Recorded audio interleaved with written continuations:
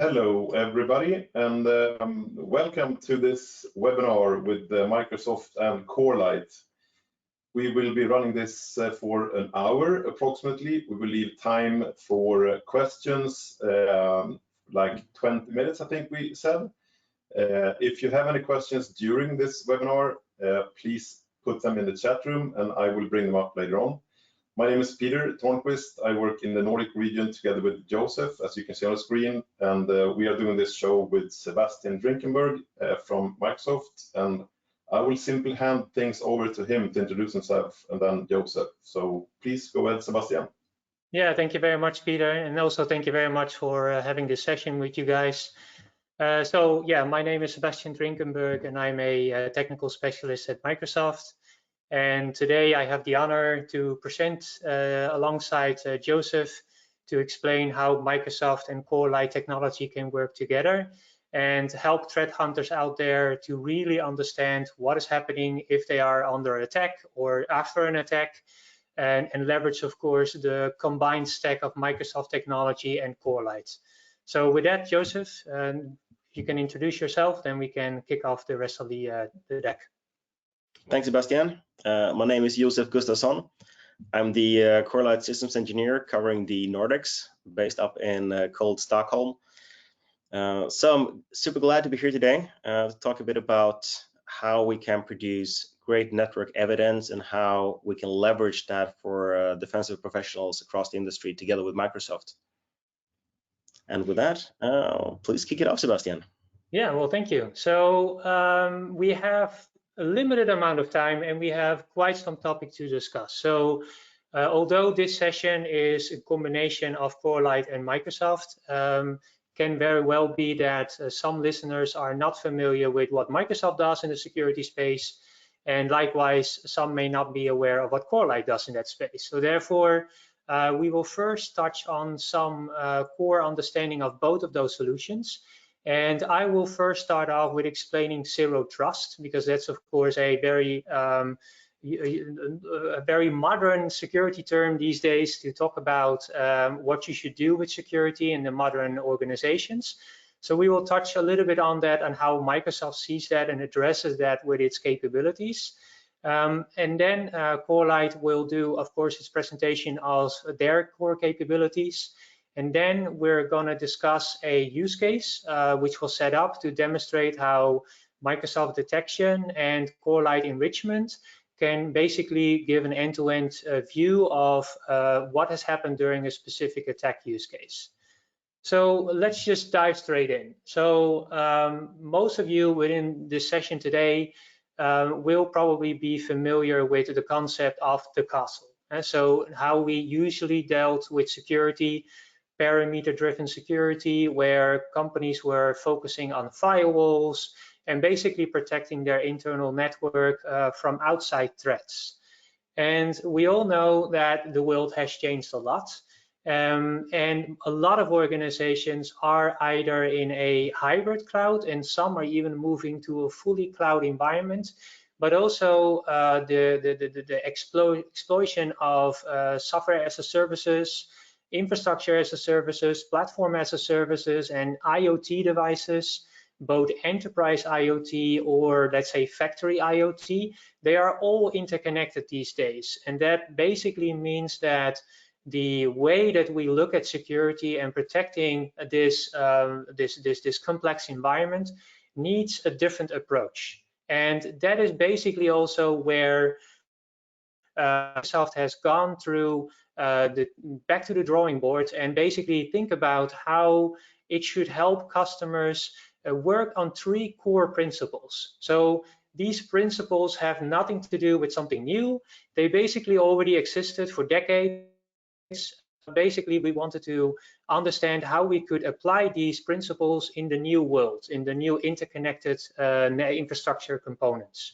So the first one is verify explicitly, where of course we talk about understanding the devices, but also the digital identities that are in use and how they are accessing organization resources, whether those are on-prem or part of a cloud environment or a combination of it.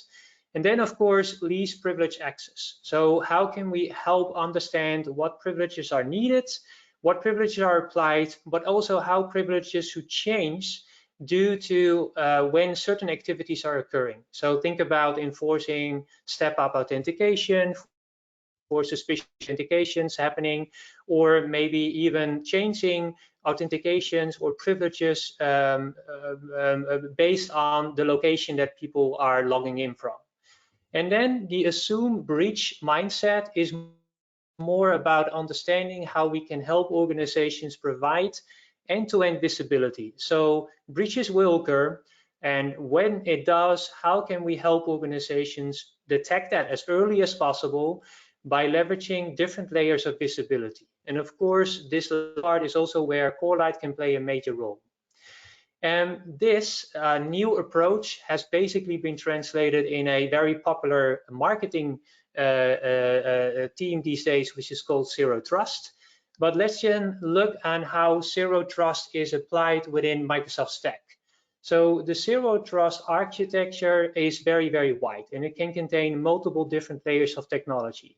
But in this slide, I'm just focusing on 6 core pillars, which is protecting the identity, protecting the devices, knowing what applications, how riskful those are, so protecting also application usage, protecting core infrastructure, whether that is the traditional on-prem data center or cloud or even multi-cloud environments, knowing what's happening on the network, and then also understanding your data. So where does your classified data live? How is it used? Can we protect it better by enforcing encryption, or can we label it and ensure it is not by leveraging DLP kind of solutions? So if we draw those 6 components into, let's say, an architecture picture, that each of those pillars are on its own capabilities that we provide to customers, and customers can choose which capability they would like to enable for what specific use case, but they should always be aware they combine the device information together with identity information, together with application information, for example. Those are natively interconnected with each other and then also enrich each other. So that means that if we are looking at an EDR perspective and we add identity information, plus we know what's happening in the applications and we know what's happening on the network, we suddenly end up in a very powerful XDR or multiple level and detection and response capabilities. Now, if we translate those capabilities into, let's say, products or solution suites, you will also see that that then translates to 3 core components that customers can choose to buy and enable if they want to focus on protecting certain parts of the infrastructure.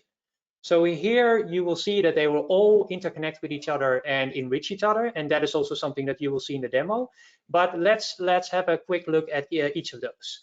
So Microsoft 365 Defender is basically there to protect us as office workers, our laptops, our office activities, using office products, of course, protecting us against phishing, but also protecting us against identity theft, hooking into the identity understanding, etc., etc. This allows us to already deliver XDR, so multiple detection and response capabilities on those pillars. Now, if we translate that to, let's say, the server workloads, or more, let's say the more critical infrastructure components, your databases, your Kubernetes clusters, your IoT devices, your SaaS applications, whether those are running in AWS, Azure, Google Cloud, or on-prem, can also be protected in a very similar fashion. Now, all of those capabilities are basically coming together in Microsoft Sentinel. And Microsoft Sentinel is basically then where the organization can look at the data coming together and understand how it interacts with each other. But also, this is the layer where we can add additional information from, for example, Corelight, to provide this additional visibility that our solutions might not directly collect. And this is also where I will hand over to Joseph to explain the Corelight capability. Thank you, Sebastian. So let's double click a little bit on that network capability. It's a very interesting leg in the, whether we call it the SOC triad or we talk about XDR, having that network visibility where you can go broad and really complement what you have from EDR and from other monitoring solutions really means that you get the ability to catch everything that happens in your environment. So let's have a little bit of a look on how we can achieve that visibility. So the platform from Corelight is really based on 3 core technologies and 3 core monitoring tools. From an analyst standpoint, it would start with an alert. This is where we start with triggers to Suricata, rule-based IDS alerts there.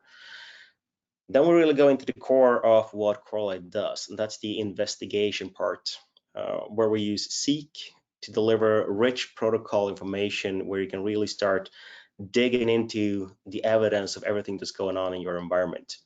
Everything will leave traces on the network, whether it's something that's known bad or whether that's something that's we don't yet know enough about to make a decision. Sometimes though, an extra validation is needed because sometimes you need the raw packets, and that's where we provide a smart packet capture feature where you can select the parts of the traffic that are of interest to you. So you can really have a look at where is the security value in the data you see in your network. And that's what makes sense to capture, whether we're talking about protocol logs or packet captures. We should really try to aim for the parts where we have security value. Let's double click a little bit on these technologies. Suricata is a rule-based IDS engine, and you can feed it with whatever rules that you want. The philosophy from Corelight is that it's going to be an open platform where we encourage customers to find rules they like, whatever works for your organizations. Some people like to write their own rules or modify existing ones. There's not going to be a single solution that works for everyone. We can also utilize the fact that we're sharing a platform with Suricata and Seek and tie everything together so that we can have one unique identifier that's common to a whole connection, which is going to bring you straight from an alert into the network context that lies around it. So you can see not just the alert trigger, but also the connection logs, the DNS, the HTTP, SSL parameters, etc., that are associated with the same connection. Then we go into Seek, which besides doing the protocol parsing where you can see all the, for instance, HTTP related parameters that are going on, you can also do a lot of detection within Seek itself. We have some interesting capabilities here when we come to behavioral based detections that are not readily addressable with a traditional IDS rule. And the final part, as I mentioned before, selective packet capture, where you can take the 10% or so that are actually relevant in Analyst and not just fill up disks with encrypted data that you don't really have the encryption keys for. So how does it all fit together? Well, we as I said, build network sensors. It means we're gonna need to have network traffic coming in on one side, so we can generate all the logs, and then we're gonna need to send them somewhere. And we're better to send that into Microsoft Defender or Sentinel, which we see are really gaining popularity and see real widespread use of Corelight plus Microsoft in that areas. Files, of course, will go to a separate storage somewhere. And then we enrich all this data, as I said, with intelligence feed, with Suricata rule feeds, or with other integrations surrounding the solutions. Let's talk a little bit about the content and the type of analysis that we do. So what we've built at Corelight, it goes beyond what you can find in the open source Seek and Suricata solutions, or something called collections, where we have the core parts where you do most of the sort of standard IT protocol analysis. But then we also dig into encrypted traffic. There is no need to decrypt everything that's going on in the network. Some organizations want to, and of course that will provide better visibility, but there's actually a ton of stuff that can be done on encrypted data itself and still tell us a lot about what's going on inside. And that can be, for instance, behavioral based detections where you can observe the pattern of packets going back and forth and differentiate between what's happening inside. To take a concrete example of SSH tunnels. An SSH tunnel is of course encrypted, but the packet patterns will show us a big difference whether it's a human behind a keyboard or whether that's a script running or someone trying to write a file transfer over that tunnel. We've also done a collection on command and control, where we try to pinpoint specific command and control tools as well as well-known methods, even though we can't always tie to a specific tool that's being used. And apart from this, it's an open platform, so we encourage people to use what's in the community. There's a thriving open source community behind both Seek and Suricata, and that's where we see a lot of rapid response development. For instance, when a new vulnerability hits, that's often the fastest path to get a detection is to just go through the community. And then of course, someone wants to write their own stuff, and we even wrote a toolkit to let customers do that more easily. Double clicking a little bit. So the encrypted traffic that I mentioned with SSH, we do a lot of detection there. We also do a lot of analysis on stuff like certificate hygiene or fingerprinting, where you can take the TLS unencrypted parts of the handshake, and you can fingerprint that together with certificates to get a good feeling for what's going on in this connection. For command and control, it's interesting to go into features like tunneling. So we can pinpoint a DNS tunnel with high accuracy for specific toolkits. For instance, if you have an iodine client set up, yeah, that's going to be very visible on the network, but also the generic behaviors. There's a big difference between how DNS is supposed to be used and how it would be used in a tunneling scenario. Same thing with tunneling over other protocols. Pinpointing interpreter is always interesting and always high accuracy. That's all I intended to say for this part. Yeah, so then let's then talk about the, let's say, demo use case that we worked out. I will strap to first a scenario, and then I will quickly show you some screenshots of how the attack was done. And the reason is that's important because then you also understand for what kind of evidence we are looking for when we are trying to verify from, let's say, the defender side to understand what really happened to the full attack lifecycle when this occurred. So setup is as following. We have, of course, an attacker, which in this case is a Raspberry Pi device. So this Raspberry Pi device has been put into the network. It is not monitored with any agents because it's a rogue device. And basically, the rogue device is used by the attacker to SSH in. It can also be through reverse VPN, for example. The attacker in this case was able to establish a session with the Raspberry Pi, and then from the Raspberry Pi execute certain activities. So it first ran a port scan, and then it found a vulnerable server that is running a vulnerable version of NHTPD, which then got exploited and basically allowed the Raspberry Pi to obtain a shell command to this Ubuntu system. Now, this Ubuntu system is then searched, and in this example, it finds points for an SMB share that is actually related to a Windows system, and it also contains information about the password as it is stored within the mount configuration on the Linux box. So that allows the Raspberry Pi to search the Windows system on SMB, and then also exfiltrate files that first are found on the Ubuntu system, and then later on leveraging SSD to understand what SMB shares are open, and then ultimately try to run a psxx shell command and also exfiltrate any files that were interesting on this particular device. Now, both the Ubuntu and Windows system in this environment has been set up to be monitored with MDE, so Defender for Endpoint.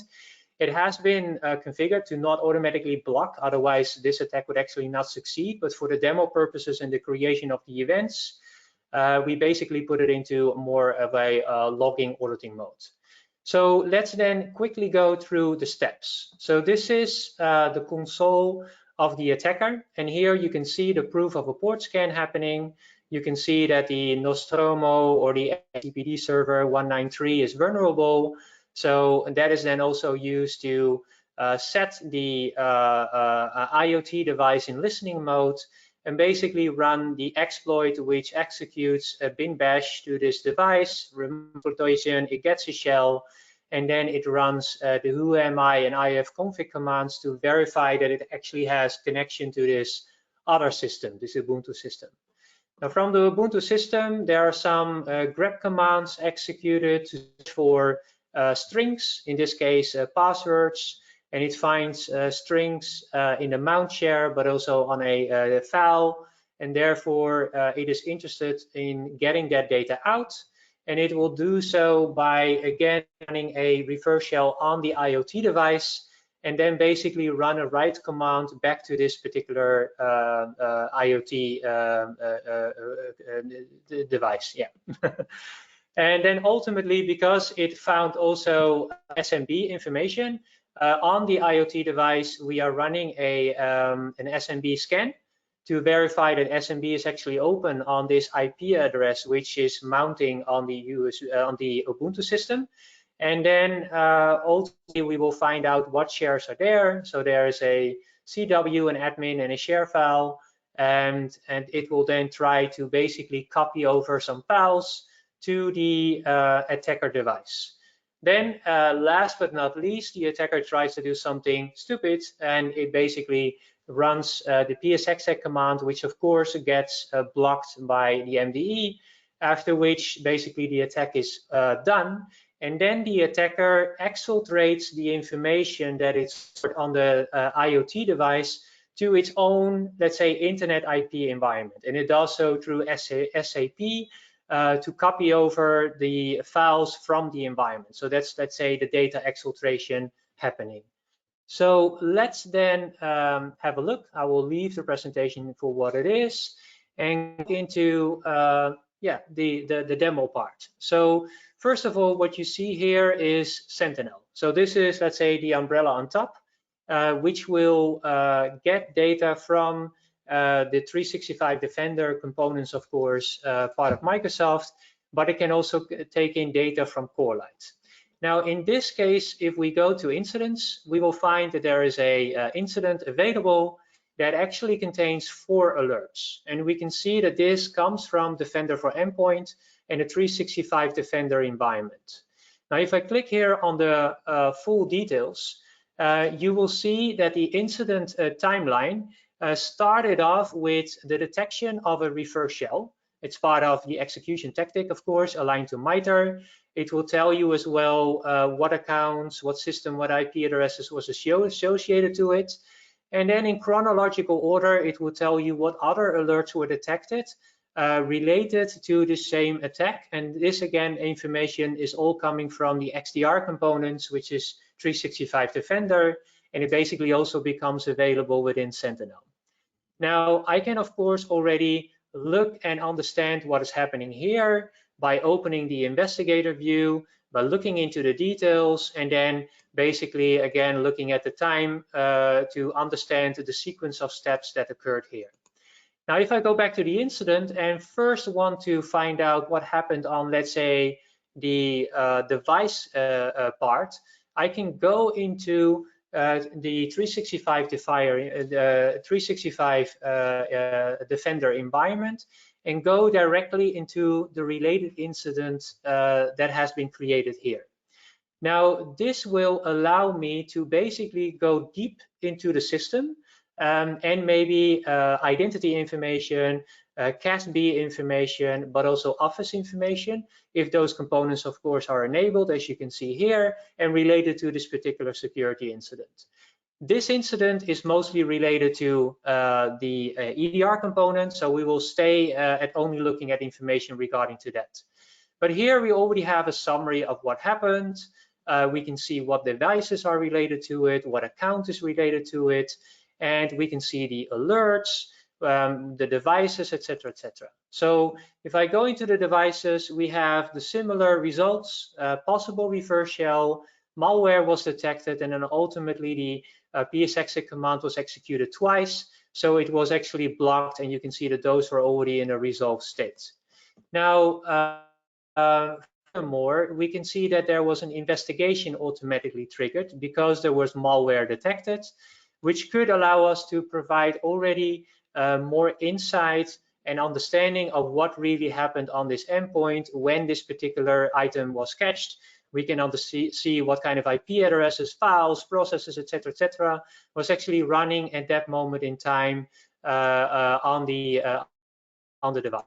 So if I go back to the security incident, there is of course a reason why we have detected on multiple endpoints, and that becomes clear when we open the graph, because within the graph we can see that there is this IP address somehow related to communicating between both of those devices around the same time, and on both of those devices weird activities took place. Now that of course is then, let's say, the linking pin here of why those artifacts are combined automatically into one single incident. Now, if I would like to find out more about this particular IP address, which is probably coming from something that I'm not aware of in my infrastructure, I can have a look at the specific IP address, and then also in the open IP page, have an understanding how often we have seen that IP within my environment, and what has been communicating with it. So we can see that it has been found only recently. Well, this attack has been happening for some time, but it has been found only twice within the environment communicating with these two systems. And somehow it has opened a netcat commando, and it also did a relation to a network signature that was detected through this particular device. Now, if I go back to the security incident as well, we will also see that we have quite some evidence within this in this incident as well. We can see all the IP addresses and interesting processes, but let's now find out and see what we can see on the alert level. So on the possible reverse shell, we of course want to find out what happened here. Now you can see that this device is the Ubuntu device, which was running the vulnerable NHTPD services, and we can clearly see that the NHTPD services was related to the execution of the reverse. So it's pretty clear that NHTPD has been basically breached by this particular attacker in somehow. We also know that it's related to this particular IP. We have no idea yet what this IP address is. So let's first go and have an understanding on that. So if we go back to the incident and we go into evidence, we can again go to this particular IP address, and there are multiple ways that I can get here, but I can go and do a hunt. So in the hunting part, we basically allow you to do free queries or pre-populated queries on the set of data that we retrieve from the endpoint environment to tell you something about what has been found related to this particular IP. And I'm changing the amount of days because this has been happening for quite a time back. And then I will execute the command, and it will come back with results. Now, what I'm interested in is to find out what this device really is. So I can do here a summary or summarize by device ID and device name to see what that gives me. So let me run this script again, and then we can see something interesting. We can see that each device has a unique ID, because any device that we discover or that we have a monitoring agent on, we will give a unique ID. In this case, however, there's one device that pops out because it actually doesn't have a device name. So it's interesting because normally that device name if it is, let's say, fully discovered by the MDE environment itself, or due to the fact that we have a monitoring agent on it. In this case, that didn't happen, and that's why this can be considered to be an enterprise IoT device. And here we actually see network connectivity information, which can also get enriched by Corelight, which can give us insight into what network connection this unmonitored device, such as an enterprise IoT, the Raspberry Pi in this perspective, which was actually running Ubuntu, has been up to within my environment during a specific moment in time. So that could allow us to have a better understanding what this IoT device has done. But still, the data that is in here is not as, let's say, wide and extensive as that Corelight can give you. And we will definitely show that when we go into the later part in Sentinel. Now, of course, I also don't want to dwell too much on this because we have limited time. Here in the alerts, I just want to also show you that within these activities, we can go into the timeline and, of course, understand what happened at the device after, let's say, the reverse shell was detected, and what other activities took place. So here it opens up the timeline. It will load all the events, and then I will load events because all the other activities, such as the ifconfig, the whoami, the grep commands, those were all basically generated after the remote shell was given. And that is also that we see here. So the first command that was executed after the reverse shell is that we made the shell interactive by loading a Python library, as you can see here. Then if I will go up, you will see also the proof of whoami, ifconfig, and later on we can see that there are messages about grep commands. And you can see that all of this is all mapped against MITRE as well. So here we have proof that there was actually a search done on this system on something related to passwords in the home directory and also another directory. Now, if I quickly want to find out what happened on this device related to this particular IP address, I can do a search here on the IP, and then it will basically give me all the related alerts to that as well. And that ultimately will end up with the proof that a communication has started, but that we also have proof of write commands happening to the system back. So here we see that there are actually write commands to the system back. So within this realm, we can see that there is proof of an IoT device that is taking over TPD, that does a reverse shell, it does grep commands, and it sends data back to the IoT device. We have no insight, however, on what happened else around that IoT device. We also do not have fine-grained detail on what other information was stolen maybe from the Windows device on an SMB perspective.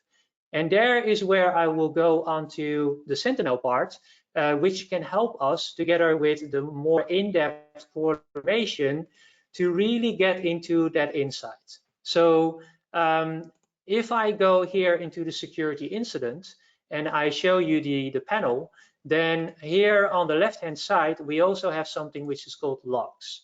And the logs basically allows us to query anything that Sentinel receives and that will allow you to do more, let's say, in-depth investigations.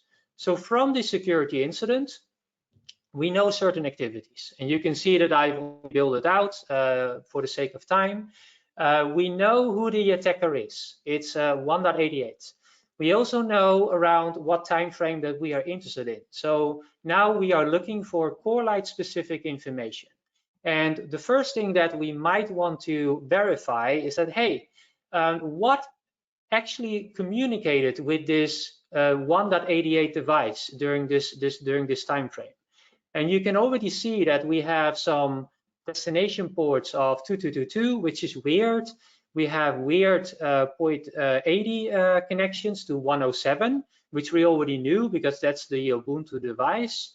And if we change this to chart, you can see that we can also quickly visualize it, and then maybe even change the draft as well to then allow us to focus maybe on particular IP addresses and understand how those are related to the time frame of this search results. So this gives us a bunch of IP addresses that basically communicated with the attacker's IP address, and we can see that that summarizes to this list. Okay, that still does not really tell me what the attacker's IP has been. But anyways, let's look around the other way. So let's see what connections the attacker, the Defender for IoT, or let's say the enterprise IoT, the Raspberry Pi device, actually established. So here we can find that there's actually proof of course, HTTPD, NTP, DHCP, because it obviously got an IP address. And we will find out more information such as SMB as well if we scroll down. But we can also quickly summarize this as well. And then now we get a clear list of IP addresses that were all that this device was communicating to. So we know the IP addresses which were communicating with the device. We also now know the IP addresses that this device was communicating with the other way around. So now what we probably like to do is to find all the SSH connections that were established with the IoT device. And you can see that, again, looking at information, by looking at anything that has a destination, the IP, and it has a service SSH, and the source IP is not a private IP address, so it's a public IP, then we end up with still quite a list of IP addresses. This still does not fingerprint that, hey, this is probably the IP address, the external IP address that we are mostly interested in. But then we talk about, of course, encrypted traffic. So how can Corelight help to give us more clarification or insight into the channel to give proof that probably one IP address of all of those is particularly interesting? And as you can see here, we are looking at Corelight data. We are looking for an event type which is known as notice, and then we are for a specific SSH interactive keystrokes notification. And this then basically shows that even though we did not de-encrypt the traffic by looking at the behavior of this particular activity, we have now proof that one client specifically was interacting over port 2222 to this particular device and IP address, which we found interesting to have. Now, this is of course where the Corelight data can really give you proof and also insight into something that might not have been found very easily in other technologies. Now, if we go further, we now know that there's an external IP address. We know to which systems, internal systems, the Raspberry Pi was communicating with. Now we want to understand what during that lifetime. And if we again look at Corelight information and we look as a source that is the attacker, we basically include all our victim IP addresses which are here. And then we search, we basically see a list here. We see quite a lot of HTTPD, we see DNS, but also SMB. So here we have proof that there is basically a lot happening in our internal network that is coming from this device. The first thing that we want to prove is what happened around this port 80. So we can see that this one is weird. First of all, let's start here, because you can see that we have a Suricata ID event type that was triggered. And why is that interesting? Because this basically provides proof that the attacker did a port scan. So now we know that the attack phase started probably with a port scan. And after the port scan was found, suddenly we see this weird port 80 popping up.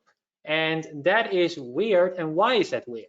That is weird because for some reason, there's endcat found, okay, but there's also an unknown method here that is investigated. The protocol has been used against, let's say, its standards operation. And this then, of course, can be very useful to find out what else happened into this session, because so far we basically looked at the Corelight information in chronological order. But you see here that Corelight also provides you a unique ID, which is part of each of those events. And that is related to the sessions. So a TCP session will live for a long time, and during that session, multiple things can happen. And this is basically the unique ID that connects all the other events together. So that can also tell you what happened during this whole session before and after this weird activity was detected. So we will copy this and we will go to the next query where we will do a session search. So you can see, again, we are looking at Corelight information. We are looking at a specific unique ID. And this is then basically telling us everything that happened during this particular lifetime. And you can see that I'm filtering by time generated. And here we will see that we have here this weird connection. It's the same that we just saw, after which we have a connection, after which we have an HTTP session to this particular server. So let's look at that one, because that might contain more interesting information. So this one actually reveals post command. That's correct, because we have a reverse shell exploitation happening. A post to port 80, and it was actually accepted, but here we have proof of a reverse shell being pushed into the system and then somehow probably got executed as well. So now we know that port 80 on this system was basically exploited, and we have a bunch of proof for it as well. So what else do we want to do in order to find out what happened? So we know the attacker's IP. We know that it established certain connections. It did a reverse shell. Now we want to know what connections were established back. So from the victims that we know of, 106 and 107, what protocols were used to communicate back? And that is again searched for. And as you can see here, we have proof that port 80 and 443 were used to connect back to the IoT device. That's of course then interesting to go in even deeper.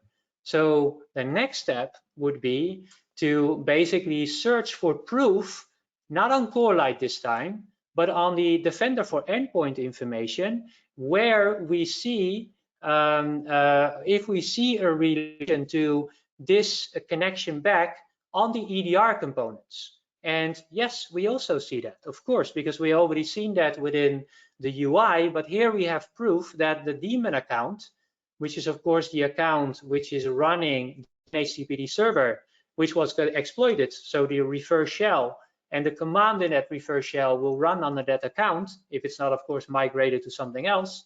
And we can see that these commands were executed with this particular account. So now we have proof of the reverse shell, but also the write back. So this is the write back that we saw of data to the 365, to the IoT device. So what else is there? So now we know that there was a connection back. Of course, now we want to know what was all related to this particular command. So here we are doing, again, a search, not in Corelight, but in Defender for IoT information to find out who was responsible for all of these activities. And we already knew that, but this basically proves that the daemon account is of particular interest to focus on. So the next step is that we will do that. And we will focus on this device. We will focus on anything that contains daemon. And then we want to chronologically order all the activities that were found, again, on the EDR component. So here we basically have the chronological order, the same that we had in the UI perspective in the 365.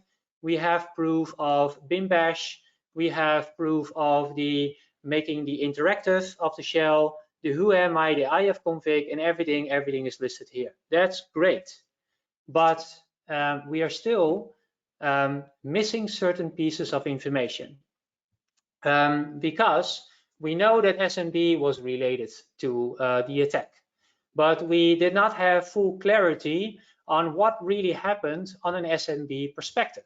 So in that case, we can again go back into leveraging Corelight information to give us more insight about this.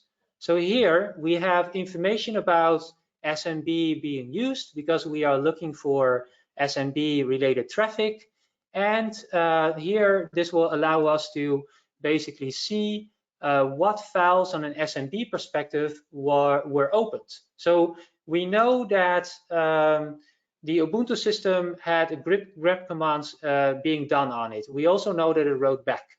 Now we know that this SMB shares were open. We also can see that if we go into the NTLL, that for some reason the administrator account was used to log into that device. So that obviously means that 188 had the password of the local administrator of this particular device as well. So we might want to have an understanding of that. And here we probably want to find out what else happened with this particular session. And that is again something that we can do by leveraging the unique ID, so the session ID. And that is what we will do in the final last step, because this final last step will basically allow us to get the full session of SMB activities.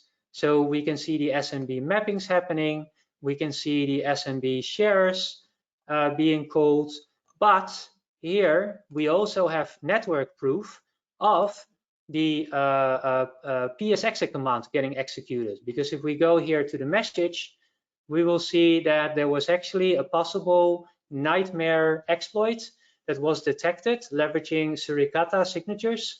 That was one of the last steps, and that is correct because that was basically one of the last steps that the attacker did. Now we have proof that both of those devices talked back to the IoT device. We don't know, however, in this stage, if this IoT device ever wrote data external to the organization. So have we actually lost any information?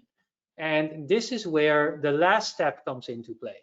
And the last step basically is again something that tells you that although in this attack scenario, the attacker, the IoT device, was used to establish a encrypted channel back to its attacker's IP address to upload the files, we can now find proof that that actually happened.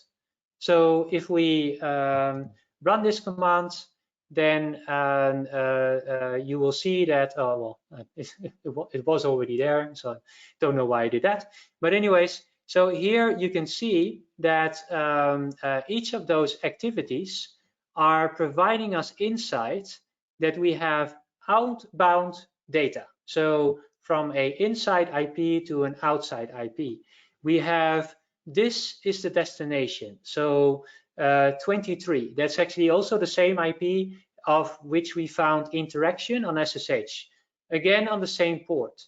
And here we see that the interface picked up small file downloads. So now we know that there is actually data being sent or have been sent to this IP address to somebody who lives close to Amersfoort in the Netherlands. And guess who that is? I don't know, maybe me. But anyways, that was basically how we can help to find out what happened, although the network is encrypted. Now, another step is that, of course, all of this steps of doing queries is very, very interesting. But you also want to be able to relate this to the security incident, because the security incident in the timeline, of course, needs to be populated with all those findings. And that is actually something that we do with bookmarks. So with bookmarks, what we can do is that we can give it a certain description of your liking, and we can also map entities. And this is where the capability of Sentinel basically comes in, is that within Sentinel we create unique entities of IP addresses, hosts, mailboxes. You can basically see the list here, which also allows us to map information of this particular query to any outcome that this generates. Now, that is very interesting, because that then also means that if I later on want to do an investigation around a specific entity, a device, an IP, a username, I will find all that related information. Also here, I can add tactics, so MITRE tactics that are and techniques, collection. I can click into the MITRE tactics and then underlying techniques that may be relevant to this. And I can, of course, add notes and tags which could clarify more than what we are looking at.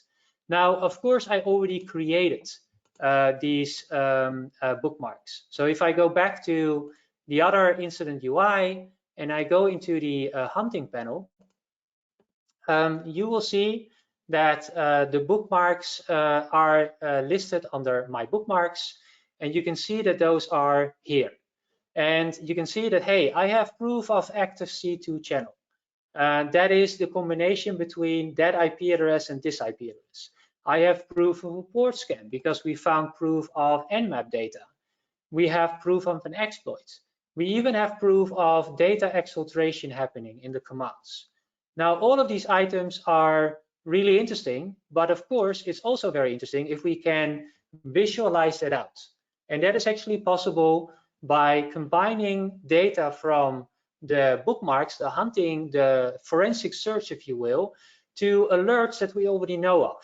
So here, if I click on this device, you will see that I have related alerts. I have additional related bookmarks, which goes to this device. I have this daemon that is probably also related to alerts. And that way, you can basically build out the full story of what has happened in an environment related to your particular security incident.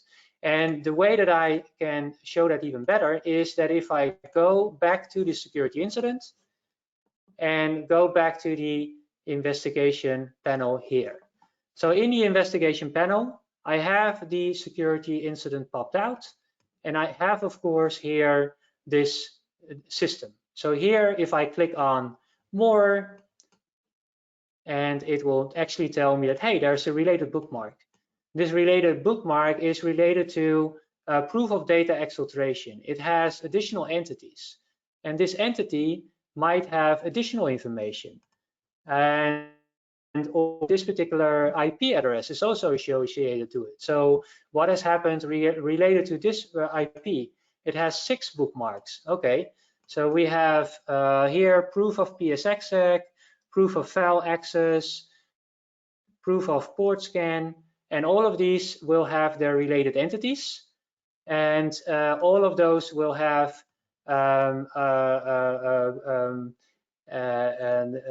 then click-through items that we can go into. So here we have internal IP address that is ultimately, let's say, the source, but also the destination of this particular attack.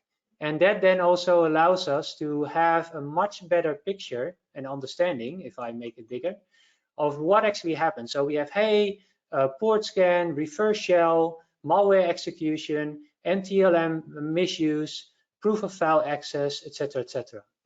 So that with that, I hope it has become a little bit clear on how we can leverage Corelight information in this perspective, mostly on the hunting side of the story, but as well, of course, in the analytics. Because in the analytics, and those are, of course, then our hunting queries, or I must say the analytics rules that look for specific patterns, those can also work based on Corelight information, meaning that you can take in information from endpoint, firewall, other sources in combination with Corelight data to detect certain patterns and then also get alerted on those. And with that, I will basically round up the session and see if there are any questions at this moment in stage. I don't know, Joseph, if you want to highlight something else before we close off with the demo part. Thank you, Sebastian, for an awesome presentation. It's always nice to listen to you talk about all the cool stuff you're doing with Corelight. But in the interest of time, I think it would be nice if we open up a couple of minutes for questions and answers as well. Yeah, so hi everyone, Peter here again. So we have a couple of ones. To summarize, a few of them is more connected to deployment. So how would we deploy Corelight sensors and connect that to Sentinel? That's one question. All right, so I'll jump quickly on that one. So Corelight can be deployed pretty much anywhere where you have your network traffic, whether that's physical on-prem sensors up to 100 gigs, or whether that's cloud environments, Azure, or other vendors that shall remain nameless on this presentation, or virtual environments, etc. So we try to follow your data streams there, and then we export that up to Microsoft or to other destinations. So we try to not tell customers what they should integrate with, whether that's on the data capture side, which is probably going to be a packet broker or something, or on the export side to your CM tool of choice. Sebastian, I don't know if you want to add a couple of words there. Yeah, exactly. So we, of course, at Microsoft, we integrate with Corelight on 2 levels. So 365 Defender, but it's more set on the IoT perspective. So the sensor can then talk to Defender for IoT, which ultimately reaches Microsoft 365 Defender on the discovered devices that MDE might find. And then the second one is indeed on the Sentinel level, where we receive the raw formatted data of Corelight, which we can then take in and make part of investigations. And that typically just goes through JSON formatted syslog server, which is located on premise, which basically receives the data from the sensor and then forwards it to the log this workspace of Sentinel. Yeah. And if you want to do a smaller lab deployment, you can actually try both Corelight and Sentinel Defender at home. So the way you would do that with Corelight is that we do have free licenses to deploy Corelight sensors on Raspberry Pis, which can be an easy, convenient way to do it in your home network if you want to play around with it. And we'll share some information after the session about how you can grab a license for that and start playing around. Good, that was actually the answer to another question. Can we test this? So we got that covered. Thank you, Joseph. Maybe we have 2 minutes left. It's maybe not that easy to reply to, but about encrypted traffic, can Joseph share more about that, how we, from Corelight side, handle encrypted traffic? So I guess no one on this call missed the fact that more and more traffic is getting encrypted, and decrypting that can be a hassle for a number of reasons, right? Not only the technical side where decryption is hard and resource intensive, there are also a lot of limitations when it comes to do you actually want to decrypt the traffic, whether that's for legal reasons. For instance, there are some limitations on decrypting banking information, healthcare data, but also technical stuff like public key pinning, where the advances in encryption technologies push towards the fact to make it more and more difficult to decrypt things. So as a result, we're taking a different approach, just to see what can we actually do with the data we have. If you want to decrypt and you have the option of doing that, absolutely go ahead. That's gonna probably show you a little bit more of the information and try and find a place in the architecture where it makes sense. A lot of times it's going to be on something like a firewall or a packet broker that can then feed Corelight sensors or multiple destinations. But we really try to take the perspective of being able to work with the data that we have.